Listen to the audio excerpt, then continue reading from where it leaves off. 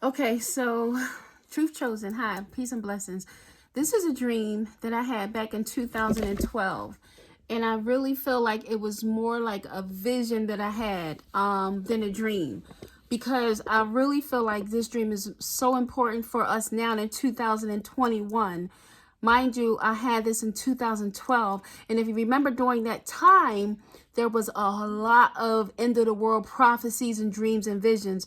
And that was also the year that I found that I had a whole lot of dreams and visions that year for some reason. But they were end time type dreams and visions, so I didn't share them. Okay, I kept it to myself because who wants to hear all this? Okay.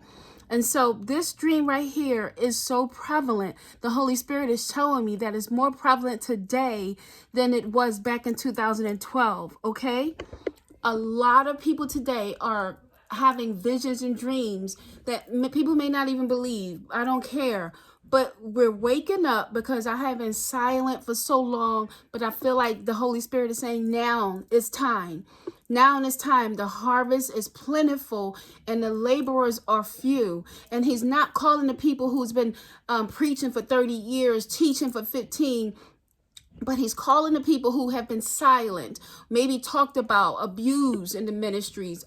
Whatever your faith is, you always seem to be the different one. Whether you're religious or not, you just seem to be the one that's different, seem to be the one that could see things that nobody else saw, who observed things that nobody else paid attention to. You seem to be in awakened status, so to speak, because the Father will use anyone that he seems fit, okay? Or if you have a calling on your life, whether you're atheist or a white, black, green, you have a calling on your life that you may not even be aware of. So whether you believe in him, he believes in you. Okay, so now the way this dream, let me go back. I hope I didn't lose my spot.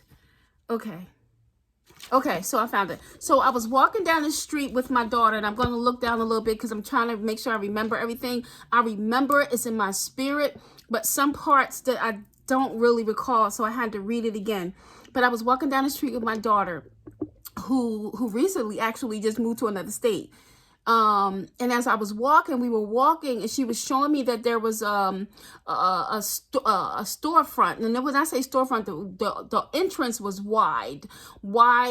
Tables were there, food was, and I don't know, people were buying with cash or bartering, but there was people was getting food and groceries. There was a lot of fresh fruits.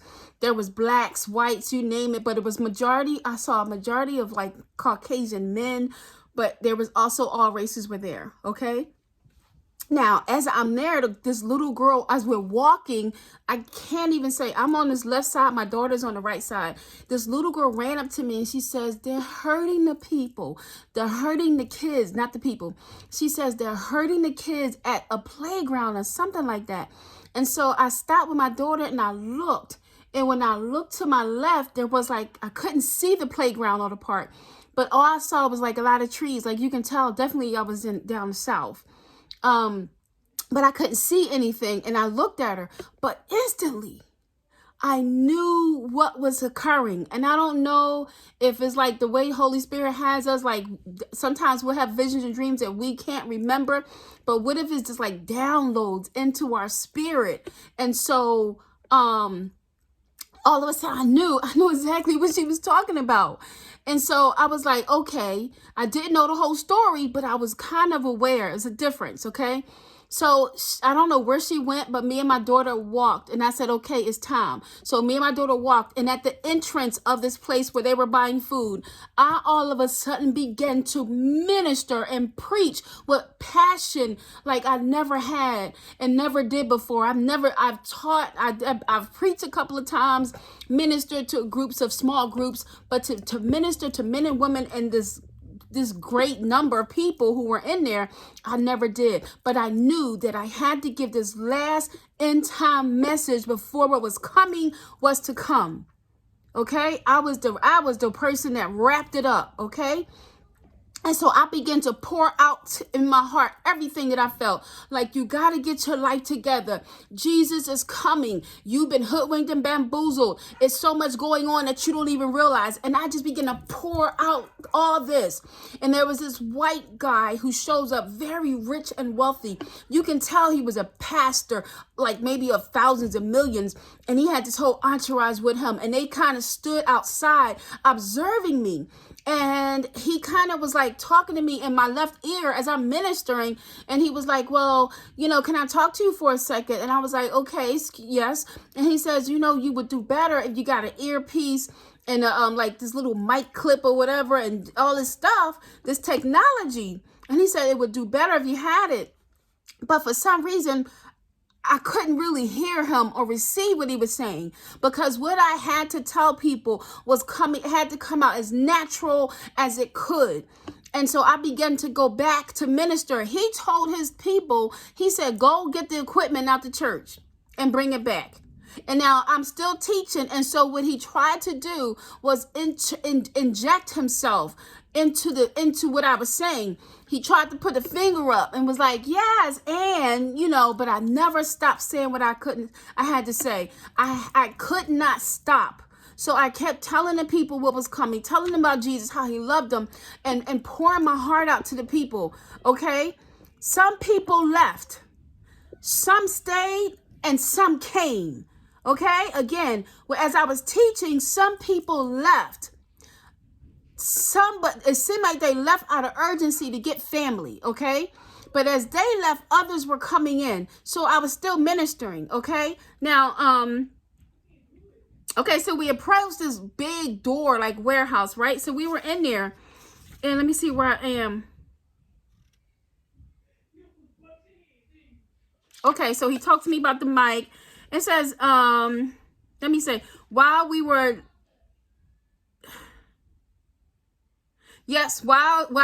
guys were leaving, that's when he cut in and he tried to tell the audience or to sum up basically what I was saying.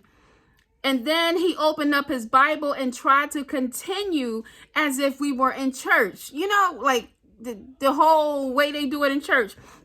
But I continued to speak. He kept putting up his finger to try to stop me from talking, but I ignored him. I had to get this word out of me to the people. Some people left, some people new arrived. They all were quiet and very attentive. They were all sitting facing me now. Some stood as I was speaking, and as I was speaking, 2 teenagers came into me frantic, and they reported. He said that those attacks on the kids was getting worse at this park. They said these people were biting or eating the kids. And as they spoke, I glanced behind the 2 of them, and I could see a group of people in the distance approaching us. And in front of them, there was this tall, very beautiful, white, thin woman with black hair, looked to be about, I'm guessing, 30 to 35 years of age, maybe 40-ish. And these people were like zombies. Like, when I say zombies, not like blood, but they were so controlled by her. She was very aware. I sensed I sensed so much darkness in her. So much power and darkness in her. And to this day, I always said if I saw her again, whether on TV, I would know her. That's how much her face is like etched in my mind and my spirit. And so the kids were frantic, so I told them to come in the building. Now, this woman, I knew she was coming for me. It wasn't the fact that she was coming for the people. She had a group of people. They was mostly white men, white people. I didn't really see too many blacks at all, or Asians or Spanish, but it was mostly like she had a group of white people coming with her. And they were like coming, and she was like, they were like they had this glance on their face, like whoever was in them, that the person they was not there. Something else was in them. That's all I'm gonna say. And so they was walking towards us, but it was like kind of like in slow motion. Okay. So now I'm telling everybody to get in. It's time. So let me see. I see a group of people in the distance approaching. I told everyone to get in, and I went to close the door to the warehouse, which now was no longer a wide entrance, but now it was an entrance of a normal door. Okay. Except in order to close it, I had to turn this knob on the left of the door to let the door close. As it closed, I could see the group of people approaching, led by this dark-haired white woman, thin, and I could see her clearly. And she said to them, "We can get through this door." Talking about the door that I had. The lady was the leader of some sort. And the people were like, had this distant, far away look. And they followed all of her orders. She seemed like a strong demon, but a kind of demon that, I'm going to say this, fed off of blood. Okay? How I knew that, I don't know. And it says, then all of a sudden appeared a second door. And this door I had to close. So now I had to close it. And as I'm closing it, I'm told everybody to go in the back and get ready. Like, I was telling them to go in the back and get ready because they were going somewhere. As I turned to the left, all of a sudden this room appeared in the back of the warehouse. It looked like it was steps to go up, but it was like this thing they were like putting people in. And as they put them in, it was like, I won't even say Star Trek, but it was like a clear thing, kind of invisible, but you knew it was there. And people were going into this thing, and it didn't seem like we were like going to heaven, but definitely going somewhere, whether it's another place, safe place, a realm, or whatever. The people were going in one by one, and my message that I gave them was the last message, y'all. And so I had to be, and I knew it in this dream that I had to be the last person to go. This woman was getting closer. Now both doors had windows, like small, narrow windows, but I could still see out. Okay. And so now she says I had to close the second door. It was a little bit bigger. I closed it, and I could see the people outside. As I closed it, the people was at the first door. Her face was planted into the small square box, and she hated me, and I could see it in her face. She really hated me. Okay. And the people were all inside. And it says, I looked up now in this third room, and I saw that there was some kind of shaft area. That's when after everybody was in it, I walked into this shaft area, and then I said these words, "I'm done here. Pull me up." And with no strings or elevators, I was lifted up. Again, I said, I'm done here. Pull me up. And with no strings or elevators, I was lifted up. My message was the last message or warning to the people.